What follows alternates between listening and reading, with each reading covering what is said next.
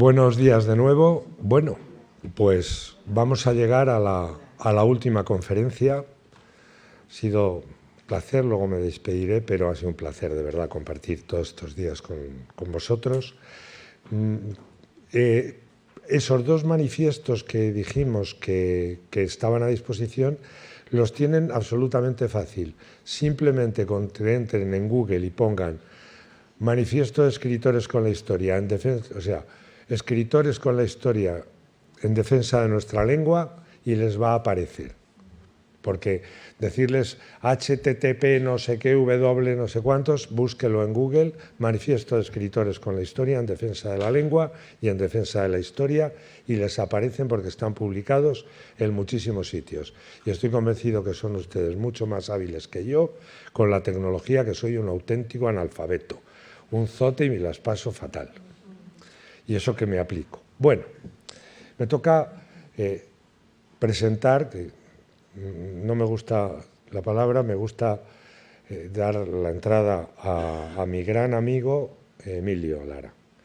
Es la discreción personificada en un curso, pero les aseguro que sin él no es posible. Emilio Lara es el alma de estos cursos, es quien lleva todo lo que se llama la intendencia, quien en un momento determinado se encarga de conectar con la universidad, que no falle nada, que los autores sepan a qué hora, primero que los autores acepten venir, que sepan a qué hora tienen que estar, en fin, todo ese trabajo que hay detrás, que si no sería imposible hacer un curso. Porque aquí estamos muy bien, pero hasta que se llega aquí, e incluso hasta que físicamente se está aquí cada día, pues son un montón de cosas, de estar continuamente pendientes, de anunciarlo, y sobre todo en ocasiones, como saben, son autores de gran prestigio y notoriedad, y hay que ajustar agendas, hay que ver todo hasta que finalmente no falla ninguno. Y como han visto en estos 4 años, no ha fallado ninguno. También es verdad que no deja de ser un privilegio el tener este foro, el de la Universidad Complutense de Madrid, para estas jornadas. Yo lo que quiero es agradecer a mi amigo, porque ante todo lo es, el esfuerzo, la dedicación, ese toque prusiano y serio y cabal del que yo carezco, y entonces creo que nos conjuntamos, creo que es así bien, porque primero la amistad está por encima de todo, el cariño mutuo, y yo creo que también hay un elemento de saber cuáles son nuestras virtudes, y si no nuestros defectos y nuestras pequeñas fallas, y ahí está siempre él para que el director del curso, que me toca en este caso a mí, no tenga que estar aparte de lo suyo en otras cosas. Así que, Emilio, muchísimas gracias, y les voy a pedir una cosa. Han aplaudido y luego estoy convencido que le aplaudirán mucho después de la conferencia, pero yo quiero un aplauso para su trabajo y para haber hecho posible este curso, y se lo pido, por favor.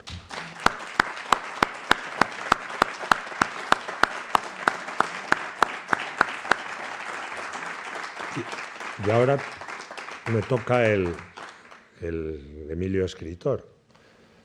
Pues la verdad es que les voy a decir que es el más espectacular lector de toda la asociación, y al que los otros escritores, y ha sido estos días de convivencia aquí, es muy curioso ver cómo uno a uno le vamos preguntando a Emilio qué ha leído y qué es lo que le parece que debemos leer.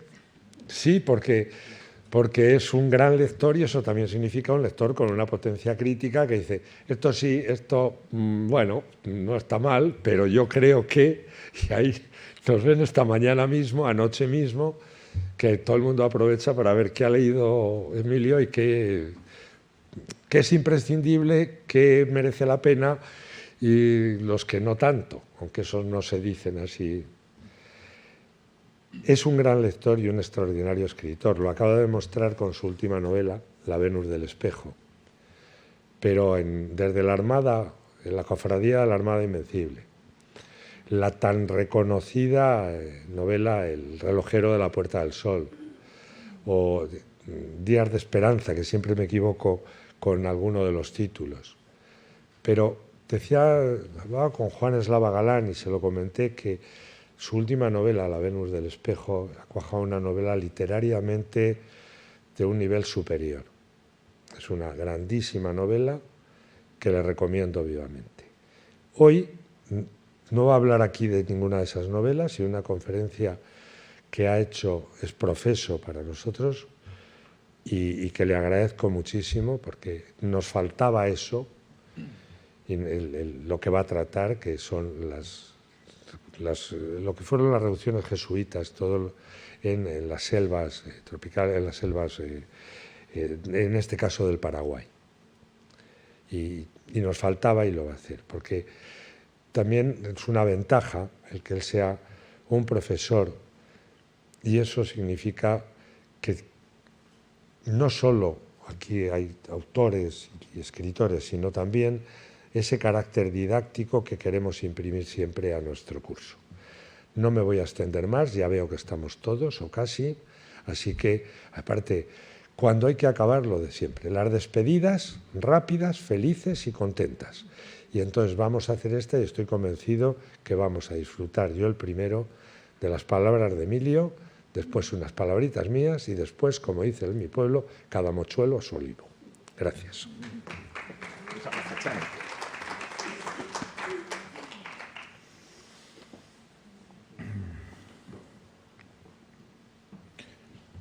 Una música de oboe se me ha colado en el corazón. La película La Misión tiene un comienzo espectacular y dramático. Vemos un paisaje idílico, edénico, porque nos está recordando al paraíso terrenal, y entonces unos indios guaraníes echan crucificado a las aguas a un hombre, que luego sabremos que es un misionero jesuita, y en un silencio solamente roto por el piar de los pájaros tropicales, va río abajo en un río ancho de aguas aparentemente mansas, el jesuita, hasta que, bueno, ahora la ponemos, no te preocupes, hasta que va acelerándose el curso del agua y cae el jesuita crucificado por unas cataratas que son las cataratas del Iguazú. Este es el comienzo de la película La Misión, de 1985, una película que tiene una banda sonora espectacular. Hay veces en las cuales el cine se llega a tener una vida más larga gracias a la música, y hay veces en que las bandas sonoras no que se divorcien, sino que cobran vida propia por la grandiosidad, la capacidad de transmitir emociones que tienen. Lo que Ennio Morricone hizo con La Misión se ha quedado en la memoria colectiva de varias generaciones de cinéfilos de todo el mundo. Hay un tema fundamental, un tema de amor, el tema principal, que se llama Padre Gabriel, que es oboe. Es cuando Jeremy Irons, que hace de Padre Gabriel, llega a la selva y se pone a tocar el oboe, y los indios guaraníes se acercan a él. Esta película y esta música me ha servido a mí para introducirle el tema del que voy a hablarle, las reducciones jesuíticas del Paraguay o las misiones de los jesuitas. Todo esto es porque un tema que a mí me está interesando últimamente es el tema de las utopías. ¿Qué es una utopía para mí? Una utopía es el diseño de una sociedad ideal, de una sociedad perfecta, que o bien se ha quedado en el papel, en el plano teórico, o bien se ha intentado materializar o se ha materializado. Entonces estas utopías, estas sociedades perfectas, ideales, diseñadas por un hombre, todas se plantean como un paraíso en la tierra, pero la inmensa mayoría de ellas han sido un infierno en la tierra.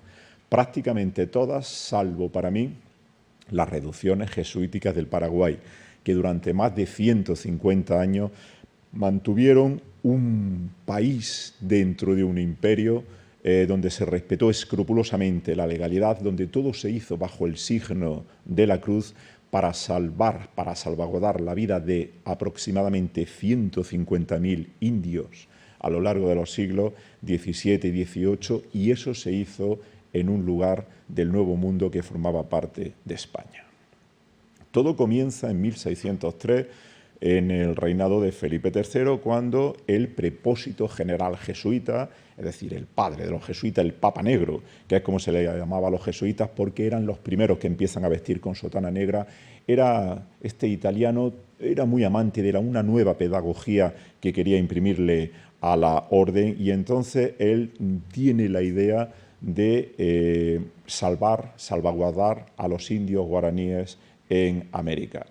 Esta utopía que planifican y que llevan a cabo la utopía es única en la historia porque no es el resultado de solamente de un hombre. Nunca una utopía la han diseñado y la han intentado aplicar las mujeres, que tienen una mentalidad mucho más práctica para las cosas de la vida, sino los hombres. Fundamentalmente aquellas que han sido desastrosas son planteadas por intelectuales, muchas veces hombres absolutamente desconectados de la realidad del funcionamiento de la economía, de la sociedad, de conocimiento antropológico, empeñados en subvertir la realidad para que su idealidad encaje, en vez de al contrario, que la forma de pensar de uno o los proyectos se adapten a la realidad. Los jesuitas lo que hacen es, digamos, un laboratorio de ideas y sus mejores mentes empiezan a planificar y a pensar qué es lo que pueden hacer. Claudio Acquaviva, el general jesuita, pues en 1604 le plantea a Felipe III su idea de la Compañía de Jesús de hacer unas misiones en el Nuevo Mundo. A Felipe III le parece muy bien y en 1609 se va a construir la primera reducción jesuítica. ¿Qué eran las reducciones? Reducir, en el castellano de la época, era sencillamente agrupar a los indios, salvar a los indios. ¿Por qué? Porque recuerden que de toda Hispanoamérica pues había un pedazo muy importante que era Brasil, que pertenecía a la corona portuguesa. Pues bien, los portugueses, había bandas de portugueses que eran los bandeirantes. Los bandeirantes eran esclavistas portugueses que se dedicaban a la caza indiscriminada de indios para venderlos como esclavos en las posesiones de la corona portuguesa, en este caso en el Brasil. Entonces los jesuitas lo que quieren es poner coto a estas campañas salvajes de los esclavistas bandeirantes, y ellos lo que quieren es tener un territorio propio en el Nuevo Mundo, en la España americana, para salvar a los indios. Le parece muy buena la idea. Felipe III le da el visto bueno a Claudio Acquaviva y así nace la provincia jesuítica del Paraguay, también conocida como la República Jesuítica, un inmenso territorio en el Imperio español que agrupaba a lo que hoy día son los países del Paraguay, de Argentina, Bolivia, Uruguay y parte de Brasil. Todo esto fue la República Jesuítica. Bien, ¿qué es lo que hacen los jesuitas en 1609? Construyen la primera misión, San Ignacio de Iguazú, va a ser la primera. Se van a construir a lo largo de los siglos XVII y XVIII 50 misiones, de las cuales 30 van a tener una vida más o menos estable. Oscilaban entre 5.000 y 10.000 indios en cada una de estas misiones, lo cual es una auténtica enormidad de gente viviendo allí. En total, unos 150.000 indios guaraníes vivieron en estas misiones. Fíjense la importancia que tenía este diseño de los jesuitas, porque en 1621 se va a producir lo que se llamó el Gran Éxodo. El Gran Éxodo fueron bandas de bandeirantes portugueses y también holandeses, empiezan a penetrar en territorio de la corona española para capturar indios. Si se enfrentaban a ellos los mataban y luego era su misión capturarlos para llevarlos al Brasil. Hubo un jesuita criollo, Antonio Ruiz Montoya, que era filólogo, era escritor, que él va a liderar este gran éxodo. 12.000 guaraníes él los conduce o bien caminando por el valle del Paraná o bien por el río Paraná en canoas hasta el Paraguay para ponerlos a salvo. Bien. Los jesuitas, por tanto, cuando llegan al Nuevo Mundo, para ellos es el Génesis, es una naturaleza idílica, salvaje, un auténtico vergel, el nuevo paraíso de Adán y Eva. Pero eran unos jesuitas especiales, eran unos hombres recios de una pasta especial. Los jesuitas, en esta época, desde el siglo XVI, y ahora estamos a comienzos del XVII, no eran una orden religiosa puramente idealista, donde solamente se dedicaran a una teología abstracta. No eran filósofos, nunca lo fueron. Eran científicos y lo que hoy día llamamos científicos sociales. Ellos son los precursores de la psicología, porque eran unos grandísimos antropólogos, eran unos grandísimos observadores de la naturaleza humana. Lo que es la inteligencia emocional es la primera orden religiosa que la va, digamos, a aplicar con un rigor científico, podríamos decir, y ellos lo que hacen es, en un primer momento, es seleccionar a voluntarios para ir al Nuevo Mundo. La inmensa mayoría en el siglo XVII eran españoles e italianos. No querían los jesuitas mandar en el siglo XVII a gente de otros países, sobre todo de la Europa protestante, porque no se fiaban de los flamencos, no se fiaban de los alemanes por si eran quintacolumnistas protestantes o bien espías. En el siglo XVIII, junto con los españoles e italianos, sí habrá húngaros y sobre todo alemanes, con lo cual le van a dar un plus de eficacia germánica a la planificación de las misiones. Bien, eran hombres que seleccionaban, ya tenían que tener una cierta edad, a partir de 25 o 26 años, los preparaban muy bien, estaban muy bien preparados en cursos intensivos en teología, en pedagogía, en conocimientos médicos farmacológicos, en arquitectura, en herrería, en economía y también en psicología. Era un viaje de ida, nunca de vuelta. Los jesuitas que iban para ser misioneros o doctrinarios, como se llamaban también a sí mismos, nunca pensaban en regresar, iban para quedarse a la misión. Eran hombres que tenían que tener una muy buena salud, tenían que tener un gran equilibrio mental, porque iban a estar sometidos a unas pruebas muy duras.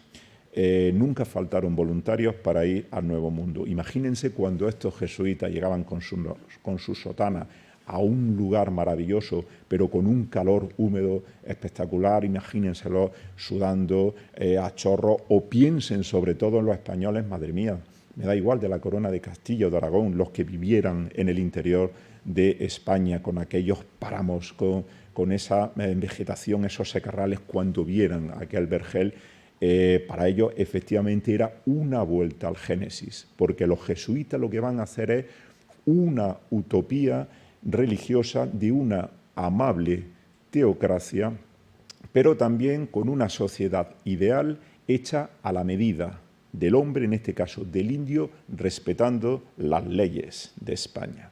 Lo fundamental es que los jesuitas van a construir toda su república jesuítica respetando las leyes de India. Las leyes de India es el corpus legislativo de la corona española, la primera con Fernando el Católico, con Carlos V, Felipe II, todo lo que son las leyes de India, lo que fueron las leyes nuevas, la magnífica incorporación de la Escuela de Salamanca con Francisco de Vitoria, que lo ha mencionado Jesús Maeso, con luego Francisco Suárez. Los españoles crean el derecho, los religiosos españoles, lo que es el derecho a una guerra justa, o lo que es el ius gentium, el derecho de gente, el derecho internacional público, o incluso los antecesores de los derechos humanos. Todo esto es creación gloriosa en los siglos XVI y XVII de los pensadores de la Escuela de Salamanca. Pues bien, los jesuitas, por tanto, van a ser unos escrupulosos, muy escrupulosos, van a respetar totalmente las leyes de Indias, pero dentro del Imperio Español van a construir su país idílico. Bien. Estos hombres recios, cuando llegan allí, buscan lugares donde construir sus misiones, siempre eran fundaciones ex novo, es decir, siempre las van a construir en un terreno virginal, nunca aprovechando un asentamiento humano previo. Los jesuitas eran una mezcla, por tanto, de un idealismo y de un pragmatismo enorme. Hay una cosa fundamental, entender la Compañía de Jesús como una estructura jerárquica y una estructura militar. Esto es fundamental. San Ignacio de Loyola, este navarro bravo que había sido soldado, él los ejercicios espirituales, cuando tiene la revelación, la llamada de Dios, va a hacer una orden religiosa con un espíritu militar, un espíritu castrense, con un gran sentido jerárquico a la orden siempre del general de los jesuitas, que a su vez siempre se le unía. Es la única orden religiosa que ha tenido un cuarto voto, es el voto de obediencia al Papa. Lo que dijera el Papa zanjaba todo. Y entonces mandaban a los jesuitas durante la Contrarreforma a los lugares más duros, más abruptos del mundo, o bien para reevangelizar a poblaciones donde se extendía como una mancha oleaginosa el protestantismo, o bien a lugares nuevos, ya fuera China, ya fuera Japón o al Nuevo Mundo. Y entonces llegan los jesuitas también preparados, y entonces ellos veían un lugar que tenía que ser un lugar básicamente llano, con agua potable cerca, fundamentalmente si había ríos, corrientes de agua, un lugar que no estuviera muy batido por los vientos, y donde iban a ese sitio, escogían, plantaban la cruz y lo bendecían. Y entonces las ciudades van a ser una réplica de las ciudades de España, las que se construyen en el Nuevo Mundo. El lugar principal es la plaza principal, la Plaza Mayor. Y a partir de ahí van a construir unas calles en línea recta, calle Sendamero. Esto es una cosa que recuperan los españoles en el Nuevo Mundo, era la planificación urbanística que emplearon los griegos en muchas de sus polis, y luego toman los romanos en sus campamentos y la aplican en sus ciudades. Con lo cual es la plaza en el centro, la plaza principal, y calles rectas que se cortan perpendicularmente. Bien. No fortificada, sino con una defensa recia para protegerse de los posibles ataques de los banderantes portugueses del Brasil. Y lo que hacen allí los jesuitas es, en estas misiones, ¿cuál era el objetivo? Reducir a los indios, agruparlos, salvaguardarlos, y lo que ellos van a hacer, ante todo, es crear esta utopía en la cual no existe el dinero. El dinero va a quedar abolido, nunca circulará en los más de 150 años de las misiones, porque era para ellos un aspecto del demonio, y que el demonio lo que hacía era pervertir el corazón de los hombres, fomentar la envidia, fomentar la acumulación de riqueza, la estratificación social, y ellos lo que querían era una redistribución justa de las riquezas, y el dinero va a estar abolido, nunca circularán las monedas españolas de los Austrias, de los Borbones en las misiones. La sociedad va a no tener clases, va a haber una igualdad de clases entre todos los indios, y se van a repartir los productos de la ganadería o de la agricultura en función de las necesidades que tuviera cada uno, es decir, de la boca alimentar que tuviera cada una de las familias. Va a haber una propiedad colectiva. No se va a abolir de todo la propiedad privada, porque sí que se va a respetar una pequeña huerta para cada familia de los indios, lo que llamaban los jesuitas el huertezuelo, pero era para cubrir las necesidades básicas. Las grandes fincas de agricultura, de plantación, van a ser de propiedad colectiva, pertenece a toda la comunidad y va a ser trabajada de forma rotativa por todos los miembros de la comunidad, tanto hombres como mujeres. En las misiones se va a evangelizar a los indios, es algo fundamental, y se va a educar a los indios según los parámetros de la cultura occidental. Ahora bien, lo que van a hacer los jesuitas van a ser una vanguardia pedagógica, porque ellos son los inventores de lo que hoy llamamos la inculturación. En vez de ser unos conquistadores religiosos que fomentan la aculturación, es decir, erradicar las costumbres de un pueblo para imponer las que ellos llevaban, lo que hacen es una estrategia de inculturación, que eso lo que conlleva es la asimilación, es decir, un sincretismo, es integrar parte de las costumbres populares o de las formas de vida o del derecho, digamos, consuetudinario que tenían los guaraníes con la teología católica y con las formas de vida occidentales. ¿Esto cómo se refleja? Se ve muy bien en la misión, se refleja en la música. Los guaraníes eran unos enamorados de la música y entonces ellos para todos sus rituales utilizaban la música. Cánticos, con tambores, con su flauta, cuando iban a trabajar tocaban. Y entonces los jesuitas que se dan cuenta de esto empiezan a evangelizarlos tocando instrumentos musicales de cuerda o de viento. Esto hacía que se acercasen los indios guaraníes a ellos, en el sentido que los jesuitas no buscaban amansar a las fieras con la música, sino esponjar las almas y los corazones. Se ganaban los corazones de los indios a través de la música. Como previamente en los cursos intensivos que en España o en Italia le habían dado a los jesuitas, les habían enseñado guaraní, los jesuitas primeros que iban allí evangelizaban en guaraní. Pero es que llevaban traducidos los evangelios, el Nuevo Testamento era bilingüe en español y en guaraní, pero también ellos lo que hacían era, para evangelizarlos, unos dibujos muy sencillos de la vida de Cristo para que lo pudieran entender los indios. Entonces, los jesuitas meten esta música, que luego tendrá un enorme desarrollo en las misiones y se empiezan a ganar a los guaraníes. Por otra parte, ellos se dan cuenta, los jesuitas, que eran politeístas. Los guaraníes, los jesuitas lo que van a hacer es erradicar el politeísmo, solamente va a existir, obviamente, un solo Dios verdadero. El Dios fundamental de los guaraníes era Tupá, el Dios Padre, y entonces los jesuitas van a decir, Tupá en realidad es Dios, un único Dios. Pero ¿qué es lo que hacen ellos para que fuera más fácil entender ellos el politeísmo, adaptarlo? Introducen las vocaciones de Cristo y de la Virgen. Y entonces esto se le hacía más fácil de entender a los guaraníes. Los jesuitas van a luchar contra los chamanes, contra los brujos, que eran sus principales rivales. Fueron expulsados de todas las tribus de los guaraníes, no querían nada saber de eso los jesuitas.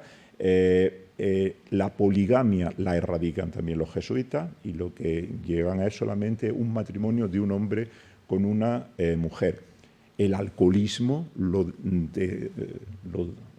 decretan la prohibición los jesuitas, imponen una ley seca. El único alcohol que se permitía era el vino de misa para consagrar. ¿Por qué? Porque utilizaban los guaraníes una bebida muy alcohólica que hacían las mujeres, la chicha, que pillaban unas borracheras colectivas monumentales y que luego los jesuitas, que eran hombres de una pieza y no se escandalizaban, sí se escandalizaban cuando veían la orgía en lo que terminaba todo. Entonces erradicaron el consumo de alcohol y también erradicaron la desnudez del cuerpo. Entonces le enseñaron a los indios que no podían ir desnudos. Esto es lo único que sí van eliminando poco a poco los jesuitas. Los jesuitas lo que hacen también ellos, las imágenes del niño Jesús, del niño Dios, las revestían con las vestiduras típicas de los caciques guaraníes. Y entonces ellos veían, por tanto, que el niño Jesús, el niño Dios, podía tener una vestimenta como los caciques, e incluso la imaginería indiana, pues algunas de las imágenes van a tener ciertos rasgos ahindiados, diríamos, y esto le hace acercarse a los guaraníes definitivamente a la religión. Bien, los jesuitas, por tanto, con esta estructura jerárquica que tenían, van a establecer un superior de las misiones de su república en la ciudad, hoy en Argentina, de Candelaria, el cual, a su vez, obedecía al Papa Negro, al prepósito general que estaba en Roma. Los jesuitas lo que hacen cuando han organizado la misión, como eran muy prácticos entre ellos, en cada misión solamente había dos jesuitas, uno mayor y uno joven. El mayor era el padre viejo, lo llamaban los indios, era un hombre ya mayor, con mucha experiencia, que hablaba guaraní perfectamente y él se dedicaba a la organización socioeconómica de la misión. Y luego estaba el padre joven, el cura joven, el padre Mimí, lo llamaban ellos, que aprendía guaraní y era el encargado de evangelizar a los indios y de hacer una continuidad de la vida religiosa de los indios y de que obraban según la recta conciencia, según los mandamientos de la religión cristiana. solamente 2 jesuitas en cada misión, que había 5 o 10.000 indios, lo cual esto es, da una muestra de cómo era la capacidad organizativa y del carisma que tenían estos hombres. Bien, las misiones eran entidades autónomas económicamente, se autogestionaban, vivían de lo que ellas mismas producían, agricultura y ganadería. Bien, en la plaza principal lo que establecían era una iglesia. Algunas de las iglesias que se llegaron a construir, hoy quedan restos, podían tener rango perfectamente de catedrales, porque los jesuitas llevaron a los mejores arquitectos que ellos tenían en Europa para replicar las catedrales en el Nuevo Mundo de las grandes catedrales barrocas que había en Europa. En la Plaza Mayor, por tanto, estaba la iglesia, estaban las viviendas de los jesuitas. Los jesuitas se hacían atender por chicos jóvenes, nunca por mujeres, jamás, para no ser objeto de murmuración y para que no cayeran en la tentación. Y los jesuitas sabían muy bien aquel refrán de entre santo y santo, pared de cal y canto. Nunca hubo ninguna acusación de pederastia a los jesuitas, nunca hubo ninguna acusación de que los jesuitas intentaran forzar a alguna mujer. También estaba el colegio, porque ellos van a integrar una educación mixta para los niños y para las niñas, una educación teórica y práctica muy parecida a la que recibí yo, por ejemplo, o los que aquí hemos hecho la EGB, que teníamos una asignatura trabajos manuales, ¿verdad? O lo que hoy día podrían ser los ciclos formativos, la antigua formación profesional. A partir de los 7 años de edad, tanto los niños como las niñas iban al colegio, donde se les instruía en el catecismo y también en una enseñanza occidental muy, digamos, muy avanzada pedagógicamente, muy progresista, en términos pedagógicos, que era la que tenían los jesuitas. Y estaba también una vivienda comunal para las viudas y luego otra vivienda para los neófitos, es decir, aquellos indios que los jesuitas estaban preparando, los catecúmenos, los que recibían la catequesis para ser bautizados y luego darles la primera comunión, porque no eran partidarios los jesuitas de directamente bautizar a todos los niños. Querían, primero los bautizaban, pero luego querían una larga enseñanza de la doctrina católica para que la interiorizaran. Como eran tan prácticos los jesuitas, son los primeros en el Nuevo Mundo que los cementerios no lo van a situar en la cripta de las iglesias, porque esto se hacía desde la antigüedad o desde la tardoantigüedad, lo primero porque se pensaba que era un pasaporte directo hacia el cielo, estar enterrado en lugar sagrado. Esto daba lugar a problemas luego de corrupción de las aguas por las filtraciones de los cadáveres, y ellos establecen el camposanto, el cementerio, justo detrás de cada misión. En la plaza principal tenía también, igual que en el resto de plazas de España, era el lugar de celebraciones solemnes, de procesiones o de los banquetes públicos en alguna celebración o de representaciones de obras de teatro, o también cuando ellos disparaban castillos artificiales, los fuegos de artificio, o incluso en la plaza principal ordenaban a veces los jesuitas que se pusieran luminarias, candelas en los alféizares, en los balcones de todas las viviendas, para por la noche ser como mariposas encendidas que ardían sin consumirse. Con esta mentalidad tan práctica que tenían los jesuitas, ellos además lo que decían, bueno, vamos a cultivar fundamentalmente la hierba mate, el mate, que es una de las bebidas más queridas en el Cono Sur, en Argentina, un té, una bebida euforizante, que ellos la tomaban, pero también la vendían los jesuitas. ¿Dónde la vendían? En otras ciudades de Hispanoamérica. Es con la única producción que ellos básicamente van a comerciar. Y luego ellos cultivaban mandioca, batata, maíz, mijo y algodón. El algodón también van a cultivarlo con fines de venderlo para obtener dinero. ¿Para qué querían el dinero los jesuitas? Para comprar aperos de lavanza o aquellos, diríamos hoy, bienes de consumo que no podían construir ellos. Normalmente era Buenos Aires la gran metrópoli donde se centralizaba esta compra, lo compraban los jesuitas y lo repartían entre todas las misiones. Los indios se quedaron fascinados al principio con la tecnología del hierro y sobre todo con la azada. Ellos utilizaban pues, un palo cavador, es decir, como en el Neolítico, y cuando descubren la azada y lo fácil que era eso, se quedan fascinados. Los jesuitas lo que establecen es los llamados oficios de misión. Ellos cogen como ejemplo la Casa de Contratación de Sevilla y crean los oficios de misiones. 7 delegaciones administrativas y comerciales distribuidas por toda la República Jesuítica. La capital en Buenos Aires. Ahí había un procurador jesuita ayudado por varios consejeros que se encargaba de tener un control estricto de la economía de todas las misiones. Y entonces, ¿qué es lo que hacían las misiones? Cuando había, por una inundación o por un incendio, porque se había dado mal una cosecha, pues lo que hacían era un sistema de trueque. Trocaban de una misión los excedentes con el resto de misiones para que siempre tuvieran que comer, siempre tuvieran que vestir y siempre tuvieran una muy buena alimentación los indios. Y con el dinero de la venta de la yerba mate o con la venta también del algodón, ellos tenían dinero y compraban en la España peninsular, pues compraban los bienes de equipo que necesitaban. También cultivaban para autoconsumo el tabaco, pero solamente para mascarlo. ¿Por qué? Porque los chamanes lo fumaban en cigarro y entonces lo utilizaban para soplar el humo en el pecho de los enfermos y a los que no seguían su indicación le echaban maldiciones. Entonces, para distinguirse, dicen los jesuitas, no se fuma, se masca el tabaco.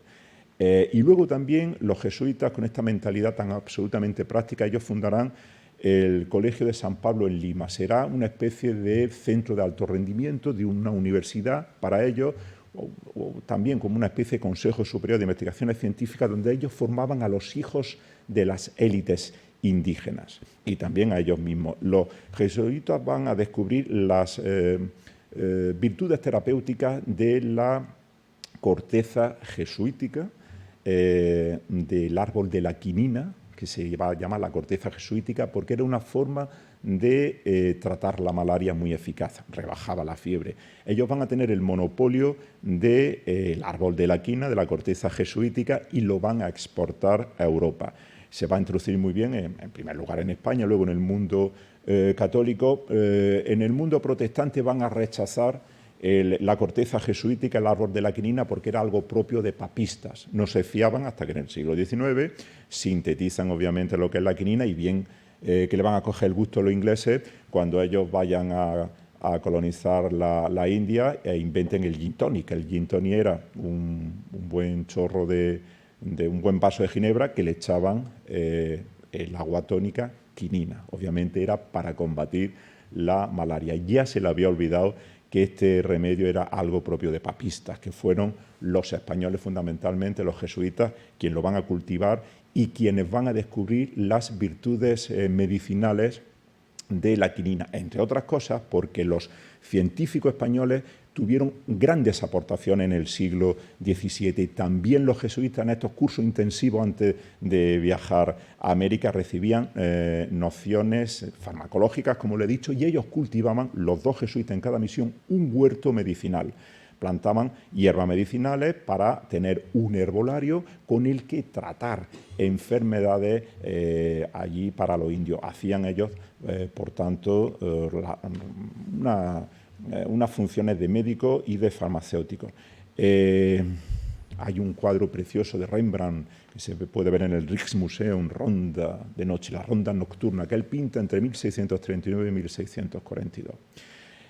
Había en las misiones la llamada guardia de noche. Los jesuitas introducen las campanas y los tambores en las misiones. Al alba, a las 4:30 aproximadamente, antes de que rompiera el alba, sonaban las campanas y volvían a sonar por la noche el toque de ánimas. Se convocaba a las 4:30 de la mañana para lo que llamaban los jesuitas la oración mental, para que rezase cada uno. Y con el toque de ánimas, a la puesta del sol, la guardia de noche eran 2 alguaciles que iban con un tamborilero, iban tocando y estaba prohibido circular por la noche. Todo el mundo tenía que estar en su casa. Estaba terminantemente prohibido salir de la casa a no ser que uno tuviera una razón casi de vida o muerte. Al que descubrieran fuera de su casa era detenido y era conducido a la prisión. Y los tamborileros cada hora en punto, daban un redoble para que supieran el resto de indios la hora que era. Obviamente son los antecesores de los serenos. Establecieron los jesuitas un sistema para que el agua nunca estuviera incorrupta, de aljibes, de estanques, para que siempre hubiera agua clara para beber, para limpiarse, para asearse. También el agua se recogía del techo de la iglesia mayor para limpiar las letrinas que estaban fuera de las misiones y también para limpiar las calles. Había servicio de limpieza de calles, esto lo hacían las mujeres, y había unas empleadas municipales llamadas celadoras que se encargaban de velar por el cumplimiento de las mujeres de todas las tareas que tenían que hacer y que también fueran unas buenas madres de familia. Había una cosa prohibida en las misiones, la pereza, la bulia. Esto no lo permitían los jesuitas.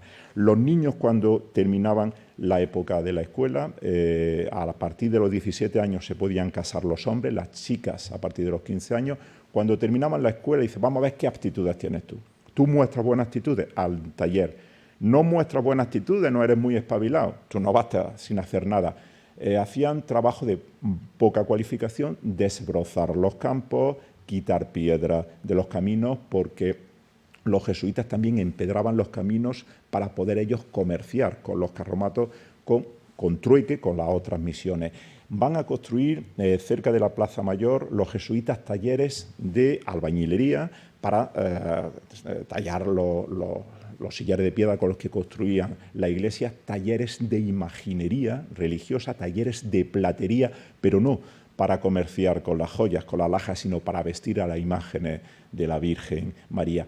Y van a ser unos magníficos luthiers, constructores de instrumentos musicales. Tan buenos eran que venían jesuitas del resto de Hispanoamérica o incluso de España para comprarle a ellos los instrumentos musicales de viento, de percusión o incluso órganos llevaron a construir para venderlos por Europa porque eran codiciados como unos magníficos instrumentos musicales. Ante la blé de la música, cada misión tenía una capilla musical de 40 músicos, estable, y luego también de cantores.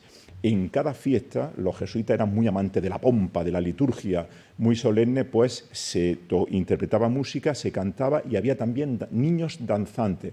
Había 4 compañías, cada una de 8 niños, a imitación de los seises que había en algunas catedrales de España. Había seises en la Catedral de Sevilla, sigue habiéndolo, seises en la Catedral de mi ciudad olivarera de Jaén, que cantan y bailan en honor del Santísimo Sacramento y de la Virgen en fiestas como el Corpus Christi y en la Inmaculada Concepción. Bien, pues en Navidad cantaban villancicos, tenían unas grandes creaciones propias del barroco musical, y el gran, jesuita músico fue un contemporáneo de Bach, Domenico Zifoli.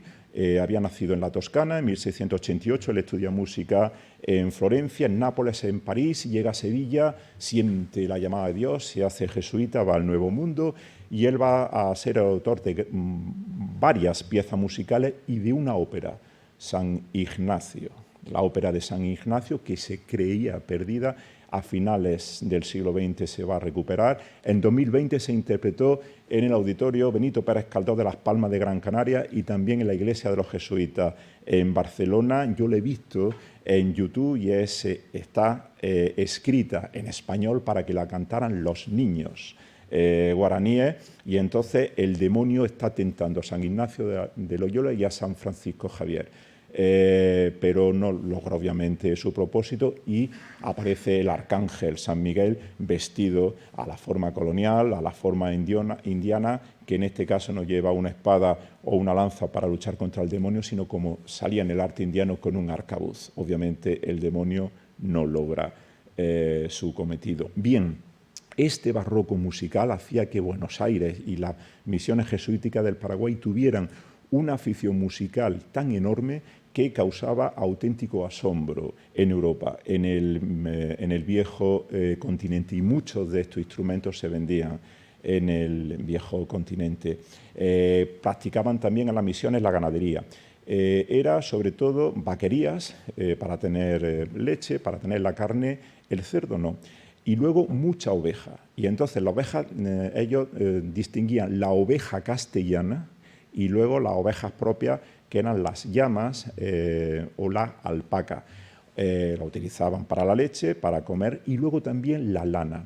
La lana hacían los indios unos vestidos de una lana basta cuando llegaba el invierno. El invierno, que eso sí, en un clima subtropical, imagínense a los españoles que llegaban allí, a los que podían ser de Jaén o de La Mancha o de Guadalajara, Dios mío, con esos calores, esos fríos tan extremos que tenemos en invierno. Allí el invierno es una dulzura que para ellos se le antojaba, obviamente, el paraíso. Llega un momento en el cual estas misiones están tan bien administradas que empiezan a recelar todos los obispados y el resto de órdenes religiosas. Y entonces empiezan a lanzar la especie de que los jesuitas han descubierto minas de oro y la están explotando en secreto. En 1652, un visitador real, un visitador mandado por el virrey, va a inspeccionar la misión y entonces él llega a la conclusión y eleva el memorial al virrey de que ahí no hay ninguna explotación de minas de oro secretas, sino sencillamente una grandísima organización socioeconómica. Pero recuerden, ya los jesuitas estaban levantando la envidia del resto de obispados y de órdenes religiosas. En este mundo de los jesuitas hay un momento en el cual en 1642, por cierto, entre 1580 y 1640, la corona portuguesa fue asumida por la corona de España con Felipe II, y entonces el imperio español tenía también el imperio portugués. Pues bien, en el Brasil no se respetaron nunca las leyes de Indias. Seguían los bandeirantes cazando indios para venderlos. En 1652, cuando todavía Brasil formaba parte de la monarquía hispánica, hay una enorme expedición de bandeirantes. ¿Y qué es lo que hacen los jesuitas? Los jesuitas se habían preparado antes con las milicias guaraníes. Las milicias guaraníes son 12.000 indios guaraníes al servicio de España. Los jesuitas lo que hacen es, para defenderse de los bandeirantes, organizan una comisión plenipotenciaria, van a entrevistarse con Felipe IV para pedirle permiso para que los indios manejasen armas de fuego. Felipe IV, que era muy pragmático, da el visto bueno, y entonces aquellos jesuitas que antes de tomar los hábitos habían servido en los tercios de Flandes, pues entonces estos jesuitas son los instructores militares. Ayudados de consejeros militares mandados por Buenos Aires, empiezan a reclutar compañías de indios guaraníes. En cada misión había compañías de infantería y de caballería. Cada compañía de infantería tenía entre 50 y 100 hombres, había un capitán, había un paje que llevaba una pica, utilizaban cerbatana, utilizaban arco y flecha, y también había arcabuceros que estaban protegidos por rodeleros, pequeños escudos para protegerlos. Y, por supuesto, con la bandera de España en ese momento, que era siempre una bandera blanca, o con la cruz de Borgoña, o con el escudo de nuestro rey. Todos los domingos ellos hacían instrucción militar en la plaza principal, el resto de indios iban a verlo, y una vez al mes un alarde, es decir, una maniobra de estrategia militar para que los pudieran admirar el resto de las misiones. Los jesuitas nunca comandaron las compañías de infantería o de caballería. Las de caballería tenían 50 hombres con clarín y trompeta, y las compañías de infantería también iban con cornetas y con tambores. ¿Quiénes iban a mandarlas? Los caciques. El cacicato era una institución que era la jefatura natural de los indios. ¿Qué es lo que van a hacer? Los jesuitas respetan el cacicato, la jefatura natural. Y entonces lo que organizan, la forma de gobernarse de forma práctica cada misión, era un ayuntamiento, un cabildo, a imitación de España. En los corregidores los elegían los jesuitas, siempre eran los caciques o los hijos de los caciques. A los hijos de los caciques los jesuitas los instruían en español y en latín. En las misiones, por cierto, lo que se hablaba era guaraní. Y estaba prohibido que españoles, o bien españoles peninsulares, o españoles criollos, o mestizos, o esclavos negros, estuvieran en una misión. Si alguna, o un extranjero, solamente se les permitía estar 3 días, porque obviamente había que respetar la máxima evangélica de dar posada al peregrino. A los 3 días se le invitaba a marcharse. Pues bien, en estos ayuntamientos estaba el corregidor, y el resto de cargo era elegido anualmente y democráticamente por todos los indios. 2 tenientes de corregidores, había alcaldes que eran los encargados de aplicar la justicia, había un mayordomo que llevaba la contabilidad de los bienes comunales y había también un secretario que llevaba el libro de actas. Bien. Y había también el llamado cabildo mini, un cabildo para niños, para que los niños jugaban a ser corregidores y a tener el resto de cargos para que se fueran concienciando. Bien. Pues la administración de cada misión era, los jesuitas se reunían con los corregidores, con el ayuntamiento, decían, bueno, hay que ampliar tierra, hay que roturarla, necesitamos más vacas, necesitamos más ovejas, hay que remozar las viviendas, y por eso los indios nunca sintieron que eran gobernados por uno extraño, se gobernaban a sí mismos, siempre con la tutela de los jesuitas. Fuera de las misiones estaban un poquito alejados estaban las carnicerías, los arrastraderos, para que el mal olor no llegara obviamente a la misión, y se repartía la carne en la plaza del colegio a las madres de familia en función de las bocas que alimentar. Por cierto, en recuerdo de España y de Italia, los jesuitas siempre plantaban en los huertos medicinales nardos y cedros, siempre los plantaban allí. Entonces, como ya tenemos estas milicias guaraníes, en 1642 lo que van a hacer es los 12.000 guaraníes de todas las milicias guaraníes al completo, comandados por sus propios caciques, se enfrentan a los bandeirantes portugueses del Brasil. Y entonces le dan una paliza monumental, es la batalla de Mopabé. Y entonces el cacique Nicolás Guendirú, que morirá poco después, recibió el cargo oficioso, el título oficioso de capitán general de las reducciones. Entraban en combate los guaraníes gritando vivas al rey de España, porque ellos se sabían españoles y se sabían que la pertenencia a España era lo que a ellos les daba la razón de ser en su mundo, les daba la libertad, gobernarse a sí mismos y no caer en manos de los portugueses del Brasil, que lo iban a reducir a esclavitud. Con el tiempo se importarán de la España peninsular las pistolas, los sables, los mosquetes, y todas las milicias estarán muy bien suministradas con ello. Incluso en cada misión había una maestranza para fabricar pólvora. Y también, como se ve en la película La Misión, hacían cañones, tubos de madera que recubrían con cuero para a corta distancia disparar venablos o bolas de plomo, como si fueran postas o piedras. En este sentido, fueron muy buenos instructores los jesuitas, que habían servido en los tercios de Flandes, que lo que más les gustaba era la formación en medio de la luna y atacar por los flancos. Hemos hablado ya de la música, hemos hablado de la religión, hemos hablado, por tanto, de este sistema de trueque, de este comercio que tenían los jesuitas, y llegamos al reinado de Carlos III, el mejor rey que ha tenido España en los últimos 250 años, un rey ilustrado, 1766, motín de Esquilache. Al año siguiente, tras el motín de Esquilache, le va a encargar Carlos III a Campomanes,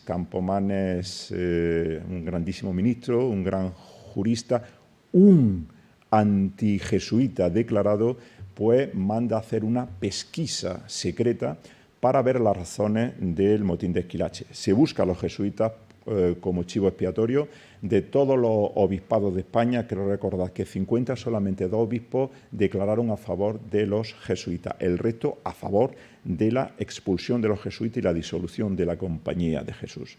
¿Qué es lo que hace Carlos III en 1767? Prohibir la Compañía de Jesús, disolver la Compañía de Jesús, y manda textualmente el extrañamiento de los jesuitas de todos los territorios del rey de España. En el siglo XVII había en el Nuevo Mundo 1.300 jesuitas. Cuando se decreta la expulsión había aproximadamente 2.300 jesuitas. Se le dan muy pocos días a los jesuitas para huir de las misiones. Solamente se les permitía irse con una muda y con un breviario. ¿Qué es lo que hacen los indios? Entran en llanto, entran en pánico, sabían que su mundo se acababa, que su mundo era España y que su mundo era estar protegidos por los jesuitas. Pero los jesuitas dan la orden de acatamiento jerárquico y prohíben que haya cualquier levantamiento militar. Se van los jesuitas, embarcan y el Papa lo que dice es que como se le ocurra a cualquier barco de jesuitas desembarcar en el puerto de Civitavecchia, los va a rechazar a cañonazo. El único monarca europeo que le dijo a los jesuitas que podían ir fue Federico el Grande de Prusia. Los jesuitas, por tanto, a finales del siglo XVIII se van a incorporar a Prusia, que, en mi opinión, este es el germen de la gran universidad alemana del siglo XIX, donde había grandes científicos y grandes humanistas. Obviamente aprovecharon este saber enorme del hombre de ciencia que eran los jesuitas, porque, por ejemplo, en el siglo XVII había una imprenta ambulante que iba por toda la misión. En el siglo XVIII cada misión tenía su imprenta para imprimir calendarios, para imprimir vidas de santos, para tablas astronómicas. Hubo en la misión de San Cosme y San Damián un jesuita criollo, Buenaventura Suárez, que construyó con lo que tenía allí en la selva un telescopio casero, se lo hicieron sus indios guaraníes y él observaba las estrellas. Como era tal la fama que él adquirió, ya le permitieron a los jesuitas hacer un gran telescopio comprando el material desde Europa. En 1578 el Papa en los Jardines Vaticanos levanta la Torre de los Vientos y les ordena a los jesuitas que sean los astrónomos. Posteriormente, en Castel Gandolfo se hará un observatorio astronómico más moderno que lo regentaron los jesuitas. Pues bien, este jesuita del Nuevo Mundo no solamente adquirió fama universal como cosmógrafo, sino que también él va a levantar el plano definitivo de la localización geográfica de toda la República Jesuítica. Pero resulta que era mucha la fama, mucho el poder de los jesuitas y había levantado la envidia, por tanto, de los obispos españoles, el resto de órdenes religiosas. Carlos III ha decretado la expulsión, se van los jesuitas del Nuevo Mundo. ¿Y qué es lo que hacen la corona española? Todos los bienes inmuebles de los jesuitas, las casas que tenían, los conservatorios, las universidades, son asumidas fundamentalmente por los obispos, con lo cual los obispados tienen ahí una riqueza patrimonial inmobiliaria espectacular. Y las misiones pues, se le van a adjudicar o bien a obispados o bien a otras órdenes religiosas como los franciscanos. Fue el principio del fin. 15, 20, 25 años, ninguno de estos administradores religiosos tenían la eficacia de los jesuitas. Entran en un declive, en un deterioro, las misiones absolutamente imparables, que esto ya llega al culmen con la guerra de independencia en América, con la emancipación. A partir de entonces, cuando todos los países americanos se independizan de España, los indios serán extranjeros en sus estrenados países y serán atacados. Las misiones serán saqueadas, serán masacrados los indios e inician un nuevo éxodo. Ellos van huyendo con lo que tenían puesto. Ellos se van a refugiar fundamentalmente hacia Bolivia, en Chiquito. ¿Y qué se llevan? Ellos no tenían joyas que llevarse, no tenían oro. ¿Qué se llevan? Su patrimonio colectivo, su patrimonio musical, las partituras del barroco americano. No hubo nunca un cronista que contara esta marcha épica, ni tampoco ha habido un novelista hispanoamericano que cuente esta historia de su país. A finales del siglo XX, principios del XXI, se localizó en dos parroquias, en los archivos parroquiales de Chiquitos, varias partituras que se creerían perdidas de este barroco musical, porque todas las misiones llegaron a tener en el siglo XVIII bibliotecas importantes. Cuando digo importantes, entre 300 y 500 libros. Pues bien, se ha descubierto de nuevo este patrimonio musical. Es lo que queda de esta memoria colectiva, de esta música fantástica que fue una creación de los jesuitas en el Nuevo Mundo. Y luego, por último, ya como una restitución, yo creo que muy justa, a principios del siglo XXI la UNESCO empezó a declarar aproximadamente una docena de misiones jesuíticas de reducciones patrimonio universal. Se pueden visitar varias de ellas y si ustedes ven las fotos que hay en internet a la puesta del sol, pues se ve de una enorme melancolía. Es un mundo crepuscular cuando estas casi catedrales que tenían se incendian en la puesta del sol de naranja o de rojo, con unas misiones de una enorme amplitud, con estas casas que construían los jesuitas, todas de planta rectangular, y lo que hacían era adaptar la forma de vida de los indios, pero los jesuitas no les dejaban vivir comunitariamente. Lo que hacían era casas grandes, pero compartimentadas, tabiques, para que cada unidad familiar tuviera su propia casa. Y luego también los jesuitas, por último, lo que habían hecho era asumir una especie de derecho natural que tenían los indios. Ellos creían que había una parte de la tierra que era parte de Dios. Entonces es lo que aprovechan los jesuitas para decir, bien, esta tierra, esta parte que le corresponde a Dios va a ser la propiedad colectiva, trabajada comunalmente. Este mundo, por tanto, desaparece con Carlos III y sobre todo con la independencia ya de los países americanos. Lo único que queda, esta belleza melancólica, estas partituras que se han recuperado, y para nosotros, o para mí, pensar que toda esta utopía buena que se cumplió durante 2 siglos se hizo bajo el signo de la cruz, en un lugar de la España de ultramar, y que fue algo de lo que hemos de sentirnos orgullosos. Por tanto, entenderán por qué una música de oboe se me ha colado en el corazón. Muchas gracias.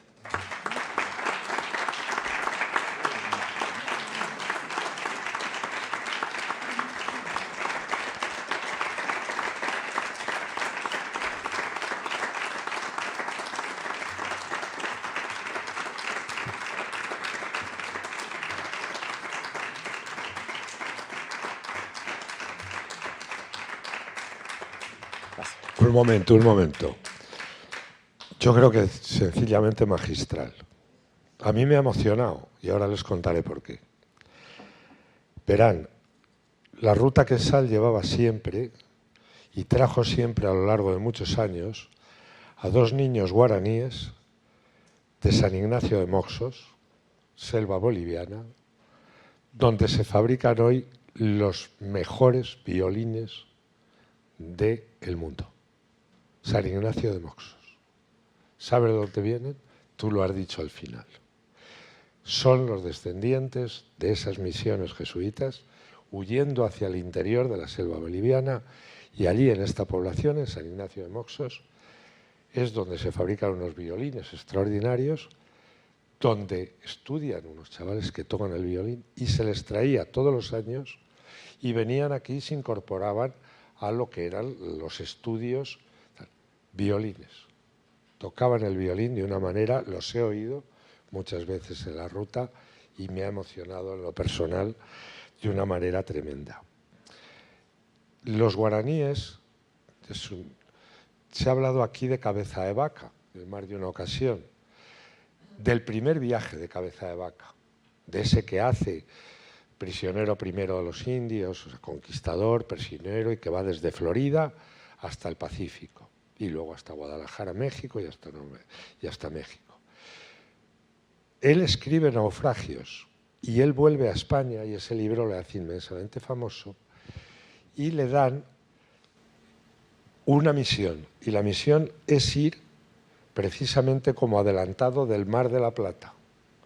Es el hombre, Cabeza de Vaca, que descubrirá el primer blanco que verá en el camino suyo hacia precisamente Paraguay y la ciudad de Asunción, en Paraguay, descubrirá las cataratas de Iguazú.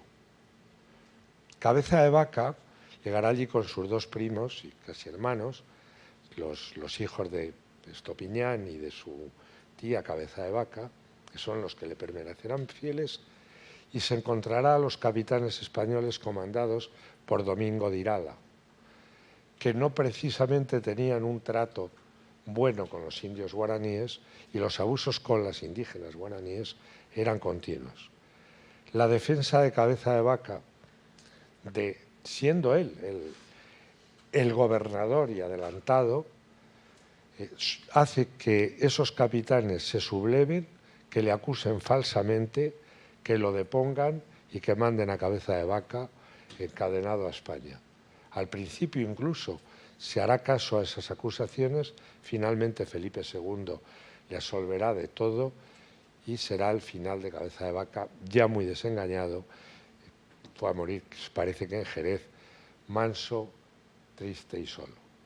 En defensa lo mismo de los indios guaraníes. Pero yo dejo como esperanza de esos viajes lo de ese resto que quedaba de esas misiones jesuitas en San Ignacio de Mossos, y a esos niños no tocaban el oboe, hacían sonar los violines de una manera extraordinaria. Y un elemento último, en San Ignacio de Arareco, en lo que es la Sierra Madre de México, si os fijáis, San Ignacio os decía de broma que era en la cosmogonía como jefe el tercero, como mucho. Tocaban también los indios rarámuris, los tarahumara, los pies ligeros, tocaban una especie de violines que eran mucho más toscos, los buenos eran. Y de pronto al oírlos yo le dije, Miguel, ¿a qué te suena? Y dice, ¿a qué te va a sonar? Tocaban sorchico, los sorchicos vascos. Y claro que no les sonaba, como Miguel era vasco, dice, claro, tocaban eso. Y tú has dicho otra cosa interesantísima. En aquel día al bautizo de Ignacio Arareco yo vi entrar a los chamanes, en este caso habían dado un paso más, a no concelebrar, pero asistir al bautizo de todos los niños nacidos en el año de los indios rarámuri. Y eso lo he visto en el año 2000. Exactamente me acuerdo de la fecha, en el año 2000. Los jesuitas siguen estando en esas poblaciones que han vuelto, y el último asesinado, el sacerdote asesinado por bandidos y tal, fue un jesuita que miré a ver si era el que yo conocía, que era hijo de un mexicano y de una rarámuri, y vi que no era él, y lo sentí por el otro, pero me alegré por ese sacerdote muerto defendiendo de nuevo a sus indios. Se me nota también que me he educado en los jesuitas. Pero yo creo que ahora, de verdad, esto ha sido una lección magistral que te agradezco profundamente, porque, vamos, a mí es que me ha emocionado. Lo he estado viendo, y más allá de la misión, más allá de las cataratas de Iguazú, que es por donde acaba cayendo en esa primera imagen, más allá de todo y de la melancolía, de verdad es esa de esas cosas que son la verdadera huella también de España allí.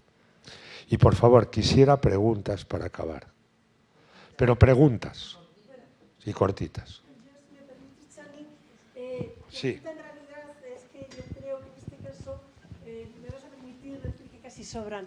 Yo lo que quiero es daros las gracias porque he tenido la fortuna de venir a estos cursos desde el 2020 y he podido constatar que han ido increciendo, con lo cual, de verdad, gracias de corazón. Pero en este caso me dirijo a Emilio Lara porque yo creo que nos has impresionado. Eres historiador, poeta, y me vas a permitir excelente persona, porque desde que llegué aquí me he sentido tan acogida que de corazón te doy las gracias. También quería poner de manifiesto algo que la Universidad Complutense creo que ha hecho, y desde mi punto de vista importante, y es a la persona que me acompaña, voluntaria de la ONCE, le han concedido la gratuidad para la asistencia a este curso, no así el alojamiento, ya no había, pero creo que las cosas buenas merece la pena decirlas. Y aunque no veo, he percibido que este año quizá hay menos asistencia, y lo achaco quizá a que los patrocinadores han rebajado drásticamente las aportaciones económicas. Ojalá esto se pueda solucionar y os pido que el año que viene más. Muchísimas gracias de corazón. Pues muchas gracias. Yo únicamente decir que yo conocí a mi mujer en 1999 en un curso de verano en el Escorial. Yo de Jaén, ella en Cartagena. Yo entonces tenía una beca de profesor de universidad, de la Universidad de Jaén. Ella entonces era profesora en Cartagena yo iba con mi idea, con mi GPS de hacerme ir a la universidad, la conozco a ella, surge el amor y entonces esto lo he escrito yo en Zenda, pueden leerlo, un artículo que se llama El escritor y la espera. Nos vamos cada uno a nuestra ciudad, yo la llamo 2 días después porque me dio su móvil y le digo, ¿tú estás dispuesta a esperarme 1 año? Dice, yo sí.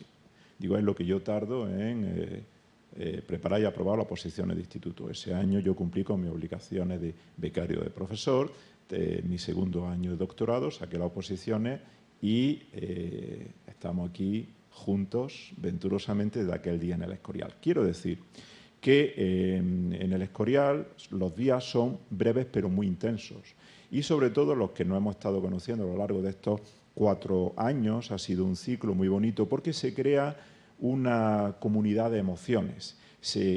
Creo que se anudan unos lazos emocionales de amistad que duran para siempre, que al final es lo más importante. Son unas vacaciones culturales, como lo planteamos, pero sobre todo es gente que pensamos y sentimos de forma muy similar. Entonces yo agradezco mucho tus palabras, es algo recíproco y yo les quiero dar a ustedes las gracias por este curso y por estos 4 años, porque han sido 4 años de vivir de forma muy intensa lo que es la amistad, lo que es sentir y lo que es saber cuando un diapasón pues, hace que nuestros corazones vayan a un mismo ritmo. Muchas gracias. Sí, les voy a decir una cosa que me acuerdo muy bien de aquel día, el 1999, y de aquel curso que además se titulaba 10 personajes en busca de su autor. No, 10 autores en busca de su personaje, porque lo dirigía yo. Y es el día que yo conocí a Emilio Lara y a María José, perdón. O sea que fíjense qué recuerdos de pronto se anudan. Esperemos que o aquí, ojalá, o en otro sitio nos volvamos a ver en los años próximos. Y vamos a concluir. Bueno, yo también, junto con él, muchísimas gracias. Además, siempre muy emocionante oír de los jesuitas, pero una reflexión a lo socrático lo haré a lo modo de pregunta: ¿utopía o misión? Porque si hablamos de misión, deja de ser utopía, pienso, ¿no? Creo que los jesuitas hicieron una misión hermosísima en todas estas zonas, pero también tengo una pregunta que es, al hablar de los jesuitas, porque hay veces que hablamos más de unos que de otros, yo creo que no había ninguna envidia de las otras congregaciones. Cuando uno se va al Cusco, por ejemplo, nota la presencia, sí, ya lo sé, pero es que hay que hacer honor a la verdad. Y los dominicos, por ejemplo, fueron los que empezaron las universidades. Y hay de todas las congregaciones. Y los franciscanos llegaron a sitios donde no llegaron antes. Entonces, por hacerle justicia a los jesuitas, no dejemos de hacer justicia a las otras nobles congregaciones. No digo nada más. Muchas gracias. Bueno, aquí hemos hablado de los dominicos, de que el primer hombre que en un momento determinado planteó eso fue precisamente un dominico, que no era, luego sería bueno, de Bartolomé de las Casas, pero primero fue Antonio de Montesinos. Y se ha hablado, hoy tocaba hablar de los jesuitas. Creo que nadie aquí ha hecho de menos a ninguna congregación. Yo la verdad es que si no hay más preguntas, les quería agradecer a todos su asistencia. Ha sido un verdadero placer y un honor. Y además, yo creo que algo muy importante. No sé si ustedes han aprendido, nosotros mucho más, se lo aseguro. Porque yo por lo menos he aprendido cada día que he estado aquí de mis compañeros. Y espero volver y seguir aprendiendo. Así que muchísimas gracias. Les quiero decir que han sido cuatro cursos, han sido 4 cursos extraordinarios. Y desde luego, toda nuestra voluntad es poder seguir haciéndolos, pero como digo, el lugar o las condiciones no dependen de nosotros. Si es aquí, se harán aquí. Si no, se harán en otro lugar. Pero en Escritores con la Historia, tanto en los portales que hay, tendrán buena información de dónde será el curso de verano el año pasado. que, vamos a ver, caben muchas posibilidades de que pueda seguir siendo así aquí. Pero efectivamente han notado que hay menor afluencia de gente por una razón, porque las matrículas son carísimas y para un joven y encima un alojamiento, pues no. Y el nivel y el número de becas han bajado sensiblemente y por tanto eso se ha notado en la matrícula, no solo de este curso, sino de todos. Con todo de decirles que si tenemos el aula magna es porque el número de matriculados ha sido el mayor de esta semana aquí y por eso lo hemos tenido. Así que alegría, muchas gracias, hasta pronto y desde luego hasta el año que viene. Gracias.